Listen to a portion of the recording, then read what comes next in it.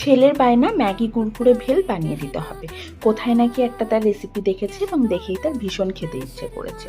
তারই আবদার রাখতে আজকে ম্যাগি কুরকুরে ভেল বানিয়েছিলাম। তো ভাবলাম রেসিপিটা তোমাদের সাথে শেয়ার করে রাখি, কারণ এত ভালো খেতে হয়েছিল যে আমার তো মনে হচ্ছিল যে পুরো বাটিটা আমি একাই খেয়ে নিই।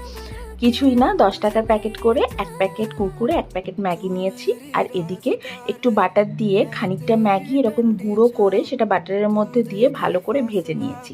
ভেজে নিলে এটা একটু ক্রাঞ্চি হয়ে যায়। যদি ভাজতে না চাও তাহলে ওয়াই ব্যবহার করতে পারো, ওয়াই কিন্তু অলরেডি ভাজাই থাকে।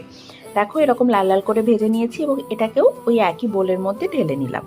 এরপর এর মধ্যে অ্যাড করব কিছু মশলা। মশলার জন্য প্রথমেই নিয়েছি আমি এখানে ম্যাগি মশলার যে প্যাকেটটা থাকে সেই প্যাকেটটা 1 প্যাকেট, সাথে দিয়ে দিচ্ছি একটু লঙ্কার গুঁড়ো, দিচ্ছি একটু টমেটো কেচাপ, কাঁচা লঙ্কা, আর এখানে দিচ্ছি পেঁয়াজ কুচি, ধনেপাতা কুচি আর টমেটো